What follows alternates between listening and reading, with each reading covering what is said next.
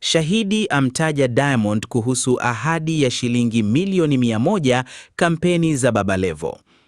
Mzozo wa ahadi ya shilingi milioni 100, ushahidi wa mahakamani unavyomvuta Diamond Platnumz na mustakabali wa kisiasa wa Baba Levo. Suala la ahadi za kifedha na mikataba ya maneno katika tasnia ya burudani na siasa nchini Tanzania limeingia katika hatua mpya kufuatia ushahidi uliotolewa mahakamani hivi karibuni. Katika mwendelezo wa kesi inayovuta hisia za wengi, jina la mwanamuziki mashuhuri na mkurugenzi mtendaji wa lebo ya WCB Wasafi, Nasib Abdul au Diamond Platnumz, limeibuka rasmi.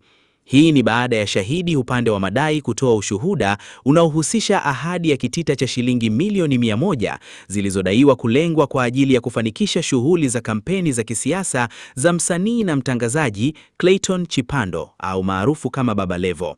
Kesi hii haigusi tu uhusiano wa kifedha kati ya mastaa hawa wawili, bali inafungua mlango wa mjadala mpana wa kisheria kuhusu uzito wa ahadi za maneno, ushawishi wa sekta ya burudani katika siasa za ushindani, na namna migogoro ya namna hii inavyoweza kuathiri taswira za wahusika mbele ya jamii.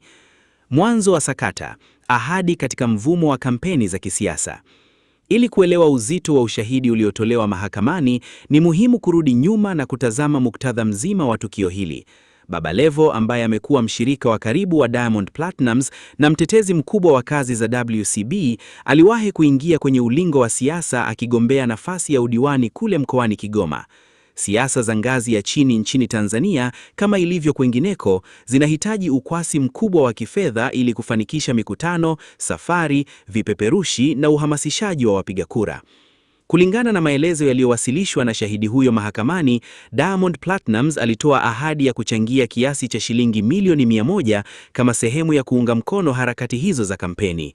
Katika mazingira ya kawaida ya tasnia ya burudani, ahadi za namna hii mara nyingi hutolewa hadharani au kwenye vikao vya ndani kama ishara ya mshikamano au solidarity au ushirika wa karibu wa kikazi na kirafiki. Hata hivyo, tofauti kati ya ahadi ya kirafiki na makubaliano yanayoweza kutekelezeka kisheria imekuwa kiini cha mgogoro huu uliotinga kwenye vyombo vya kutoa haki. Shahidi ameeleza kwa kina mazingira ambayo ahadi hiyo ilitolewa, hatua zilizochukuliwa kufuatilia fedha hizo, na namna kutokamilika kwa ahadi hiyo kulivyosababisha changamoto za kifedha na kimakakati katika kambi ya kampeni ya mgombea. Uchambuzi wa ushahidi wa shahidi mahakamani. Wakati shahidi aliposimama kizimbani kutoa ushahidi wake, alieleza kwa msisitizo kuwa uwepo wa ahadi hiyo haukuwa wa kubahatisha, bali ulikuwa na mashahidi na viashiria vilivyowafanya waamini kuwa fedha hizo zingepatikana kwa wakati. Shahidi alitaja kuwa katika mazingira ya kampeni, ahadi kutoka kwa mtu mwenye ushawishi mkubwa kama Diamond Platnumz haichukuliwi tu kama maneno ya kawaida, bali kama dhamana inayoweza kutumika kukopa au kuingia mikataba mingine na watoa huduma wakiamini malipo yatakuja. Hoja kuu za ushahidi. Muktadha wa ahadi. Ahadi hiyo ililenga moja kwa moja kufadhili shughuli za kupenyeza na kujenga mtandao wa kisiasa katika jimbo au kata husika. Athari ya kutotekelezwa. Kutofika kwa kitita cha shilingi milioni 100 kwa wakati kumesababisha madhara ya kiuchumi na migogoro ya kifedha kati ya kambi ya kampeni na watu wengine waliojitoa kutoa huduma kwa mkopo. Uhusiano wa kikazi. Ushahidi umeonyesha kuwa Baba Levo na Diamond wana uhusiano wa karibu sana wa kikazi, jambo ambalo lilifanya kambi ya kampeni isiwe na shaka yoyote kuhusu utekelezaji wa ahadi hiyo. Upande wa utetezi, kwa upande mwingine, unatarajiwa kuhoji uhalali wa ahadi hiyo kisheria. Swali kubwa la kisheria linaloibuka hapa ni kuwa, je, ahadi ya kutoa msaada au zawadi ya kutunzwa, gratuitous promise, inaweza kulazimishwa mahakamani kama mkataba kamili? Mitazamo ya kisheria. Ahadi ya maneno dhidi ya mkataba kamili. Kesi hii inaleta somo kubwa sana la sheria ya mikataba, Law of Contract, nchini Tanzania.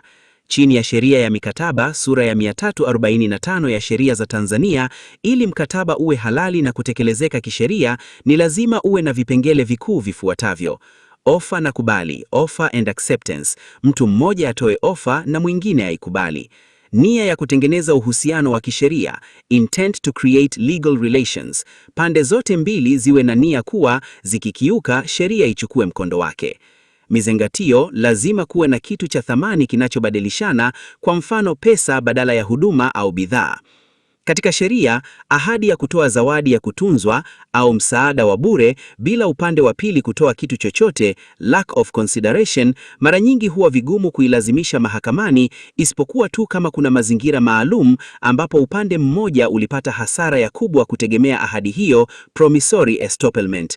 Ikiwa ahadi ya Diamond ya shilingi milioni 100 ilikuwa ni ahadi ya msaada wa kijamii au kirafiki bila mizingatio ya kisheria, mahakama itabidi itazame kwa umakini kama kulikuwa na nyaraka yoyote iliyosainiwa au kama kuna hasara ya moja kwa moja iliyotokea ambayo inamlazimu mtoa ahadi kulipa. Hatua ya shahidi kumtaja Diamond inaonyesha mkakati wa upande wa madai kutaka kuthibitisha kuwa ahadi hiyo ilikuwa na uzito mkubwa uliovuka mipaka ya maneno ya kawaida ya vijiweni. Athari za kesi hii katika sekta ya burudani na siasa. Kuingiliana kwa sekta ya burudani, Bongo Flava na siasa za ushindani si jambo geni nchini Tanzania. Wasanii wamekuwa nguzo muhimu katika kuvuta umati wa watu kwenye mikutano ya kampeni.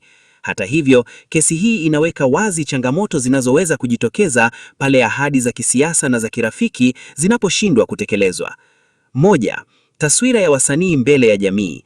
Kwa Diamond Platnumz kutajwa kwake kwenye sakata hili la shilingi milioni 100 haikumaanishi kuwa ana hatia, lakini kunaweka jina lake kwenye mjadala wa umma kuhusu namna anavyosimamia ahadi zake. Kama mfanyabiashara na star mkubwa, taswira yake inategemea sana uaminifu wa kifedha na utawalaji. Kwa upande wa Baba Levo, kesi hii inaonyesha ugumu wanaokumbana nao katika kusafisha madeni au ahadi alizozitoa kwa watu waliomsaidia wakati wa kampeni zake. 2. Funzo kwa wanasiasa na wagombea wajao. Wagombea wengi wa nafasi za kisiasa mara nyingi hutegemea wafadhili au donors kufadhili kampeni zao. Kesi hii inatoa somo kuwa ni hatari kubwa kutegemea ahadi za maneno tu za marafiki wakati wa kupanga bajeti za kampeni. Ni muhimu kuwa na mikataba ya maandishi au kupokea fedha hizo kabla ya kuingia kwenye gharama zinazosababisha madeni yanayoweza kuishia mahakamani. Mchanganuo wa hoja za pande zote mbili. Ili kupata taswira ya kiushindani ya namna kesi hii inavyoweza kuchukua mieleko tofauti mahakamani, jadwali lifuatalo linaonyesha hoja zinazoweza kujitokeza kutoka upande wa madai na upande wa utetezi. Upande wa madai, Baba Levo au shahidi. Uhalisia wa ahadi. Ahadi hiyo ilitolewa kwa nia njema na mbele ya mashahidi ililenga kufanikisha kampeni. Ukosefu wa mkataba wa maandishi. Hakuna hati yoyote rasmi ya kisheria inayolazimisha malipo hayo. Hasara zilizojitokeza. Kambi ilijifunga kwenye madeni ikitegemea kupata kiasi hicho cha fedha. Hali ya ahadi. Ahadi hiyo ilikuwa ni zawadi ya hisani au gift na sio deni au mkataba wa kibiashara. Uhusiano wa kikazi. Ushahidi umeonyesha kuwa uhusiano wa kitendaji ulihalalisha kuaminikana kwa ahadi hiyo bila shaka. Mabadiliko ya mazingira. Mazingira ya kisiasa na kiuchumi yanaweza kubadilisha uwezo au nia ya kutoa hisani. Mwendelezo wa kesi na nini kinafuata. Kesi ikiwa bado inaendelea kusikilizwa, macho ya umma na wataalamu wa kisheria yameelekezwa kwenye maamuzi yatakayotolewa na mahakama kuhusiana na ushahidi huu uliowasilishwa. Sheria za Tanzania zinatoa nafasi kubwa kwa mahakama kutathmini ushahidi wa mdomo, oral evidence, iwapo unaendana na mazingira halisi ya tukio na kama kuna uthibitisho wa mazingira uliouunga ushahidi huo, corroborative evidence. Ikiwa mahakama itaridhika kuwa ushahidi uliotolewa una mashingo na kuwa ahadi hiyo ilisababisha madhara ya kisheria na kifedha yanayoweza kufidiwa, hatua hiyo itakuwa ni funzo kubwa kwa watu mashuhuri na jamii kwa ujumla kuhusu uzito wa maneno wanayoyatamka.